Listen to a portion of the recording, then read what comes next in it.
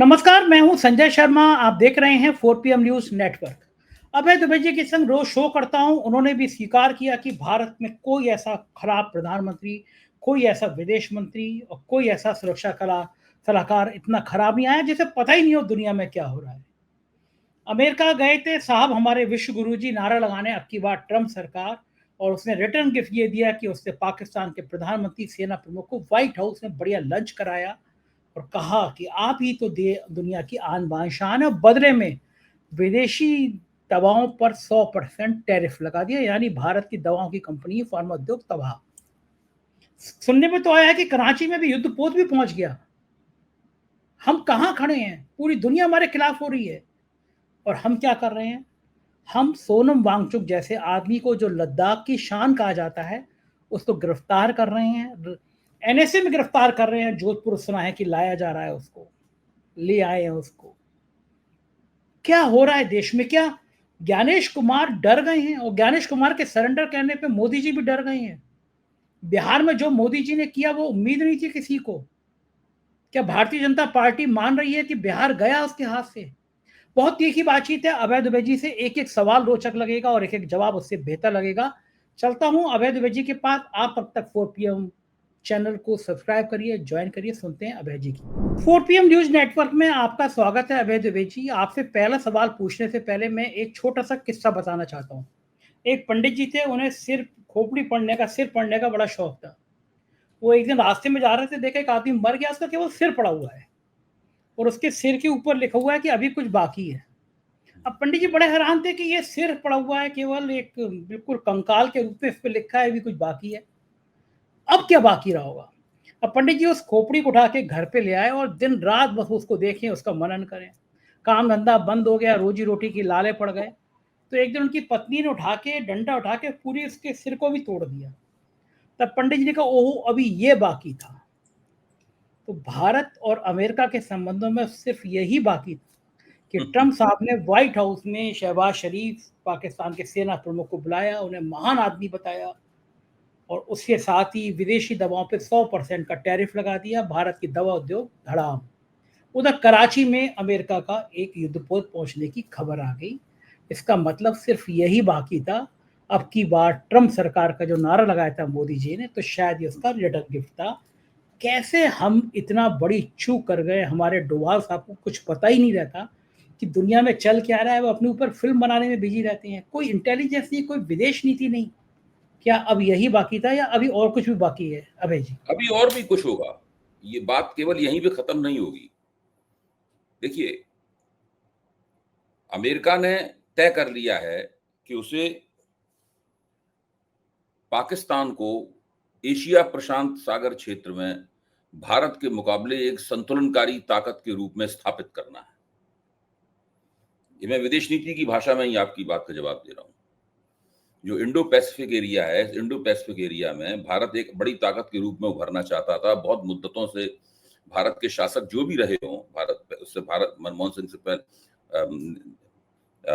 नरेंद्र मोदी से पहले मनमोहन सिंह थे, उनसे पहले और भी शासक थे। सब लोगों की इच्छा ये रही है कि एशिया प्रशांत सागर में भारत एक बड़ी ताकत के रूप में उभरे। और दुनिया की जो स्थिति है, अभी से नहीं, द्वितीय विश्व युद्ध के बाद से लगातार, उसमें ये तकरीबन असंभव है कि बिना अमेरिका की मर्जी से कोई क्षेत्रीय स्तर की ताकत बन पाए। अगर आपको एक रीजनल फोर्स बनना है तो आपको कहीं ना कहीं अमेरिका का हाथ आपके ऊपर होना जरूरी है। अमेरिका चूंकि पश्चिमी यूरोप की सुरक्षा की गारंटी देता था, तो अमेरिका के हाथ का मतलब है कि पश्चिमी यूरोप का हाथ भी आपकी पीठ पे है। केवल चीन का प्रयास, एक जमाने में सोवियत संघ का प्रयास ऐसा था, वो विश्व शक्ति बना बिना अमेरिका की मर्जी के, अमेरिका से लड़के बना।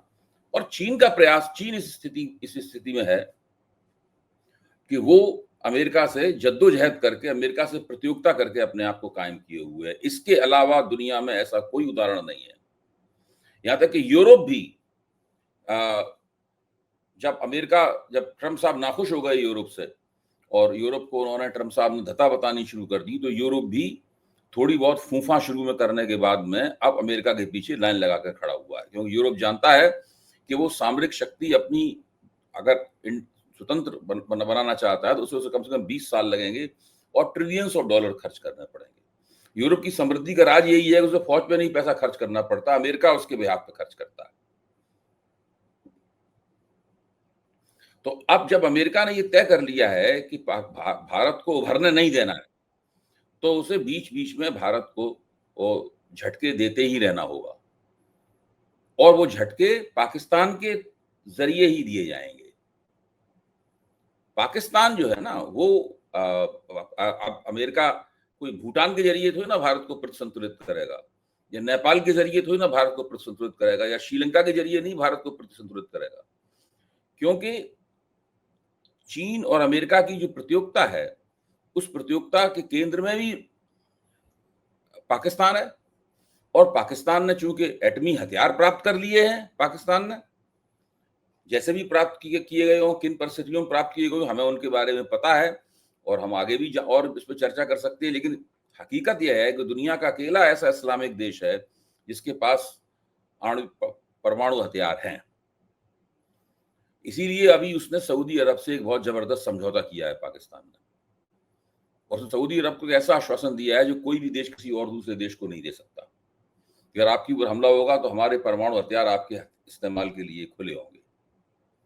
ऐसा चीन भी नहीं करता है, अमेरिका भी नहीं करता है, फ्रांस भी नहीं करता है, ब्रिटेन भी नहीं करता है ऐसा, जैसा पाकिस्तान ने किया।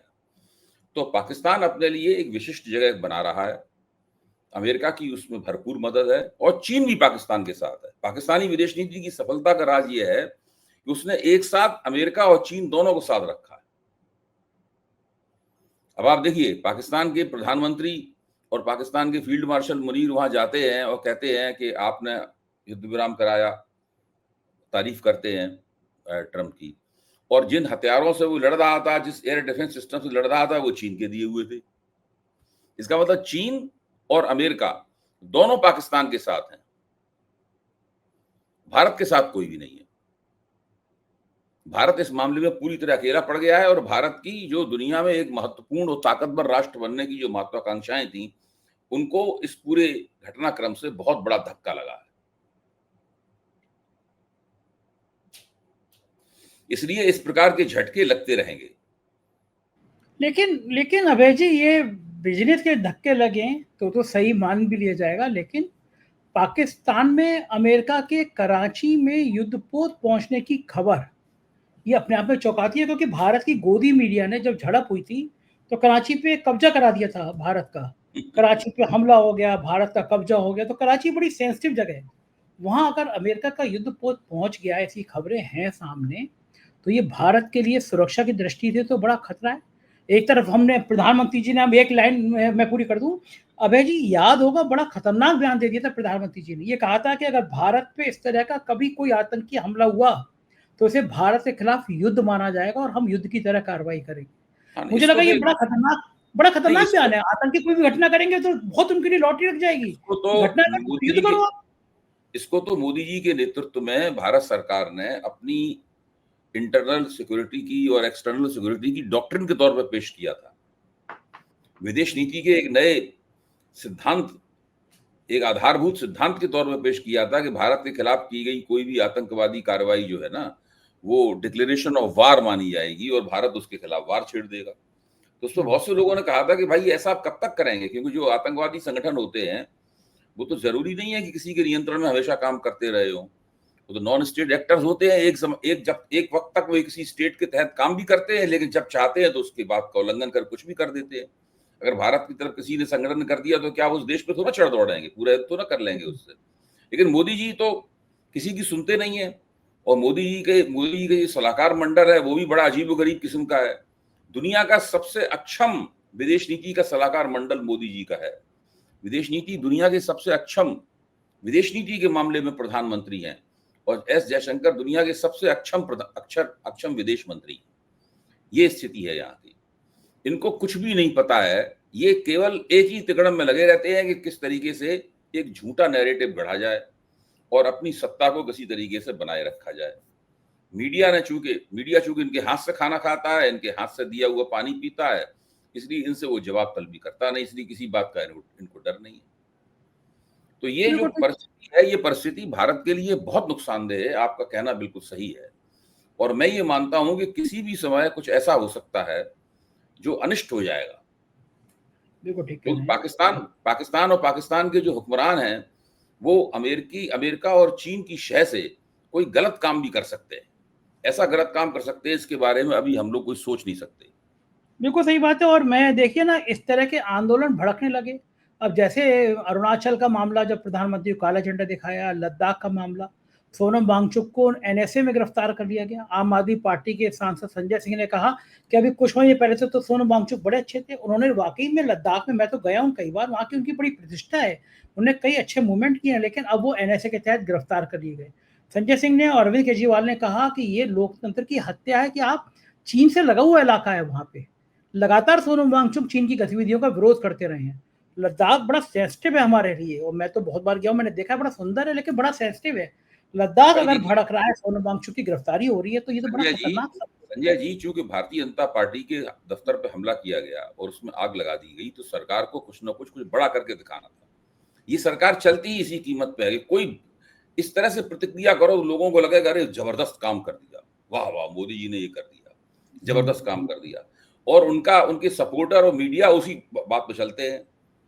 वहां से लाइन आ जाती है, जोशी जी का आपने फोन किया, पीएमओ से लाइन बताया, पीएमओ से लाइन आ जाती है, वही लाइन सब लोग लेने लगते हैं। कोई उस लाइन का विरोध करता नहीं है। अब इस वक्त पूरे मीडिया में कोई नहीं बता रहा है कि भाई सोनम वांगचुक दरअसल हैं क्या, और उनकी क्या उपलब्धियां हैं, वो कितने लोकप्रिय हैं, कितने तरह के राष्ट्रीय सम्मान उनको प्राप्त हो चुके हैं, अंतर्राष्ट्रीय सम्मान प्राप्त हो चुके हैं। वो उन जैसा व्यक्ति तो किसी भी देश का नाम ऊंचा करने वाला होता है। सोनम वांगचुक भारत का नाम ऊंचा करने वाले व्यक्ति हैं। जो 3 इडियट फिल्म बनी थी, उसका जो प्रमुख चरित्र था आमिर खान द्वारा निभाया गया, उसकी प्रेरणा सोनम वांगचुक के जीवन से ली गई थी। मैंने वो स्कूल देखा है लद्दाख में। जी तो मैं ये कहना ये चाहता हूं कि ये सब जो कर रहे हैं, ये सब इनके ही खिलाफ जाएगा। सोनम वांगचुक को गिरफ्तार होने से इनकी अंतर्राष्ट्रीय स्तर पर छवि इनकी और गिरेगी, और छोड़ना ही पड़ेगा उनको देर सवेर उनको। बताइए, आप लद्दाख से उसको जोधपुर जेल ले आए, ऐसी सूचना है सोनम वांगचुक को। इतना डर है कि आप लद्दाख की जेल में भी। ये लोग समझते हैं कि इसी में हमारी काबिलियत है। आप इस वक्त सोच रहे होंगे देखो हमने क्या किया, इसी में हमारी काबिलियत है। अच्छा, ये एक ऐसी सरकार जो कभी गलती अपनी स्वीकार नहीं करती है। हाँ, गलती स्वीकार करेगी तो कभी परेशानी हो गलती जाएगी। स्वीकार नहीं करती है। भाई आप लद्दाख को विशेष राज्य का दर्जा दिया जाएगा, ये तो बात जब आपने धारा 370 को बदला था, हाँ, उसका 135 वाला वो खत्म किया था, तो उसमें आपने ही तो आश्वासन दिया था उसको, संसद में खड़े होकर लद्दाख के साथ ऐसा करेंगे। ठीक बात, वही तो वो मांग कर रहे थे। तो आपने अभी तक आप ढीले ढाले तरीके से इस काम को करते रहे, आंदोलन गर्म होता रहा। कब तक आप लंबी छूट देंगे किसी चीज को? सही बात है। हाँ, जो पूरे देश की परिस्थितियां खराब हो रही हैं, वो लोग भी बहुत दिनों से 15 दिन से ज्यादा अनशन कर रहे थे। सोनम वांगचुक में जब ये घटना हुई, हिंसा की और आगजनी की घटना हुई, तो उन्होंने यही तो कहा कि ये शांतिपूर्ण आंदोलन की विफलता है और उसका परिणाम है। भाई सरकार ने अपनी लायतलाली से और अपनी निष्ठुरता से एक शांतिपूर्ण आंदोलन को सफल नहीं होने दिया। ये लोग नहीं चाहते थे कि लद्दाख को विशेष दर्जा देने के का श्रेय सीधे वांगचुक को मिल जाए, इसलिए उसको वो ढीले डाले हुए थे उसको। बिल्कुल ठीक बात है। अब और इधर भी किया है, और अब अंततः वो देंगे विदेश रात दर्जा, और मोदी जी जाकर उसका श्रेय लेंगे कि हमने दिया। तो पूरा खेल ही है, मोदी हर चीज का श्रेय लेंगे। यहाँ तक कि अगर बिहार के चुनाव में महिलाओं को कुछ धन देना है, मान लीजिए डायरेक्ट बेनिफिट ट्रांसफर करना है, 2 दिन तक पहले खबर थी कि नीतीश कुमार करने वाले हैं। पीएमओ ने फोन नहीं किया कि आप नहीं करेंगे, मोदी जी करेंगे। यानी वो है मुख्यमंत्री की योजना मुख्यमंत्री के नाम से है, लेकिन उसको जारी कौन कर रहे हैं? श्रीमान विश्वगुरु। लेकिन ये बड़ा खराब नहीं है कि चुनाव से ठीक पहले आप ऐसा पैसा बांट रहे? रिश्वत और क्या होती है? आपने हरियाणा में, महाराष्ट्र में, मध्य प्रदेश में, ये चुनाव से ठीक 2 महीने पहले, 1 महीने पहले इस तरह पैसा बांट देना, ये तो चुनाव सीधा सीधा खुली घूस है, नंगी घूस है। इसका तो बचाव ही नहीं किया सकता। केवल नरेंद्र मोदी ने रेवड़ी के नाम पर जो वक्तव्य दिए थे, उन वक्तव्यों को ही अगर आप पेश कर दें तो नरेंद्र मोदी को शर्म के मारे पानी पानी हो जाना चाहिए। खुद नीतीश कुमार ने इस प्रकार से मुफ्त चीजों को बांटने के खिलाफ जो वक्तव्य दिए थे, वो पेश कर दिए जाएं तो नीतीश कुमार को पानी पानी हो जाना चाहिए। लेकिन कोई नहीं, अब तो वो दो भाई हैं, नीतीश और नरेंद्र। नरेंद्र और नीतीश दो भाई हैं, और उन्हें बिहार की बहनों का इतना ख्याल है कि वो व्याकुल हुए जा रहे हैं, तो उनके वो खाते में वो डाल रहे। अब आप बताइए कि अभी तो 75 लाख बहनों के खाते में डाले हैं, अभी 25 लाख बहनों के खाते में और डालेंगे, और एक ऐसा राज्य ये पैसा बांट रहा है, ऐसा राज्य पैसा ये बांट रहा है जिसके ऊपर, जिसका कुल बजट जितने का होता है उससे ज्यादा उसके ऊपर कर्ज है। ऐसा राज्य ये पैसा बांट रहा है। अच्छा, और एक और बात है कि आपने सुन, आप किसी को 10,000 रुपए दे दी, तो उस क्या वो उसे कोई रोजगार मिल जाएगा उसे? भाई 10,000 रुपए देने के बाद क्या सीधा संदेश है, हमने आपको 10,000 रुपया दिया है, आप हमें वोट दीजिए। अच्छा, लोग दे देंगे वोट, फिर हम लोग दे 6 देंगे महीने वोट, बाद समीक्षा करेंगे कि हम आपको आगे और कुछ दें या न दें। लोग दे देंगे वोट। उनको लगता है कि महिलाओं वोट दे देंगी 10,000 रुपए पाने के बाद। मुझे बहुत आश्चर्य दुख होगा अगर ऐसा होता है।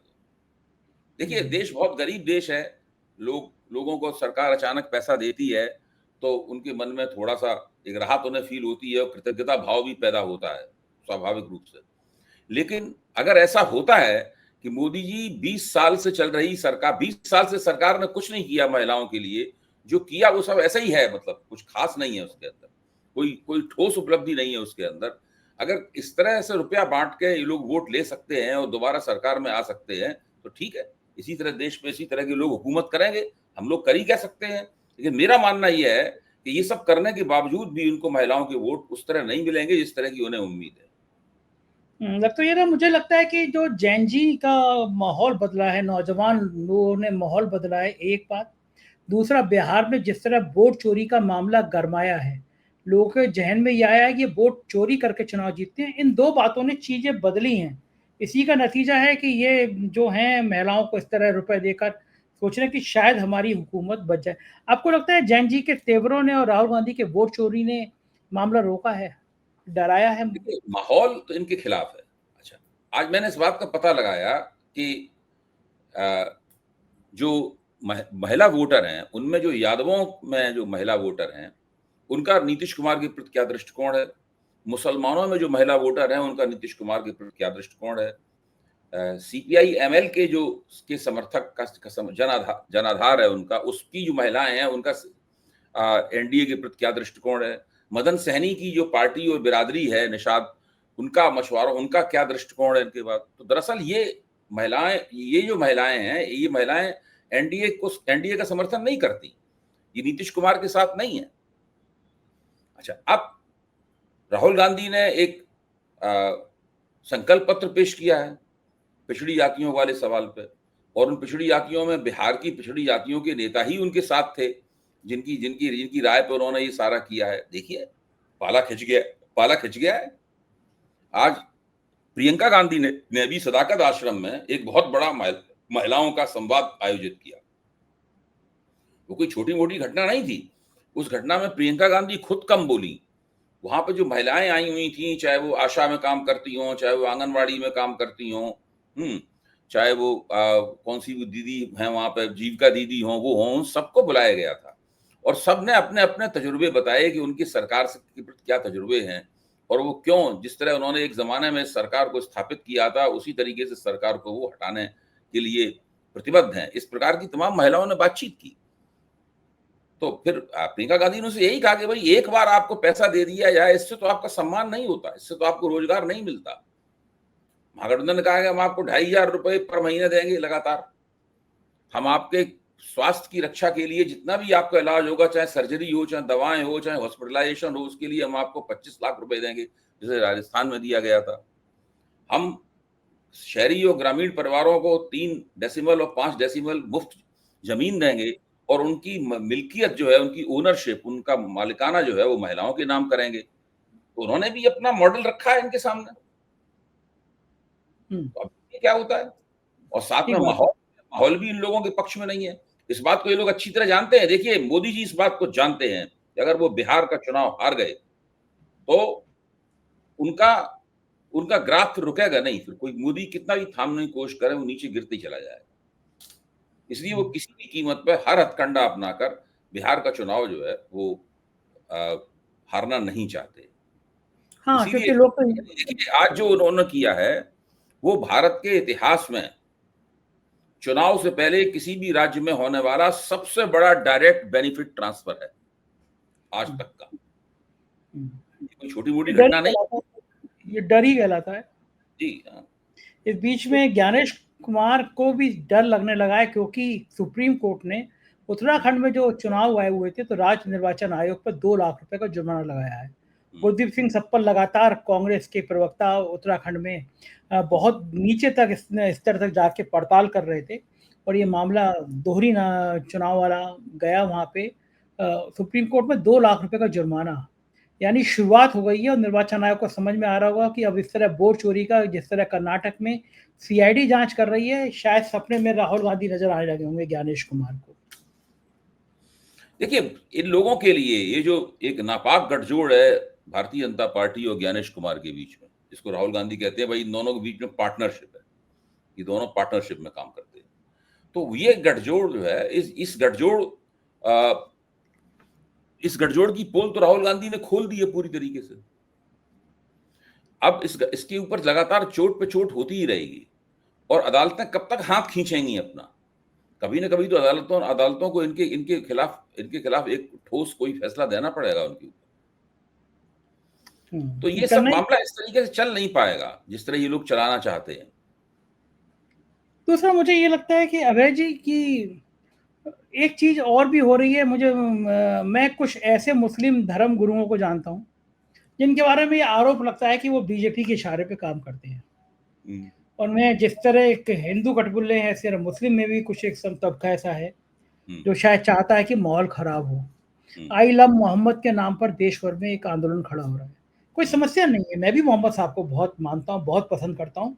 अगर सब मुसलमान अपने घर के आगे बैनर लगाएंगे आई लव मोहम्मद, मैं भी लगाऊंगा, क्योंकि कोई भी अगर भगवान राम हो, यीशु हो, गुरु नानक जी हो, मोहम्मद साहब हो, हर एक की जो परंपराएं हैं, जो ज्ञान है, वो सबके लिए अच्छा है। कोई भी धर्म हिंसा की बात नहीं करता, लेकिन अचानक ये आंदोलन खड़ा किया जा रहा है और उसमें कई जगह पथराव, लाठीचार्ज की खबरें आ रही हैं। क्या लगता है ये स्वतः आंदोलन है, कोई ताकत है जो ऐसे आंदोलन को खड़ा करना चाहती है कि मुझे तो बिहार पूरा शक है। देखिए ये हवा में से अचानक कोई बात पैदा होती है, कोई उसका आधार नहीं है, अचानक एक विचित्र किस्म की बात पैदा होती है। हमने तो अपनी पूरी जिंदगी में किसी को आई लव मोहम्मद कहते हुए नहीं सुना। मैं अच्छा खासा उम्र में वरिष्ठ व्यक्ति हूँ, मुद्दतों से देश की राजनीति कम से कम 40 साल हो गए हैं देखते देखते, देश की राजनीति पर लिखते, बोलते, सुनते, पढ़ते, आप लोगों से चर्चा करते हुए। ये अचानक कहां से प्रकट हो गया? प्रकट भी हो गया, आंदोलन की शक्ल भी ले ली, पुलिस लाठीचार्ज भी कर रही है, सब कुछ हो रहा है। मतलब ये पूरा मुसलमानों के खिलाफ किस तरीके से माहौल बनाया जाए, हिंदू ध्रुवीकरण कैसे किया जाए, उसी के सब हथकंडे हैं।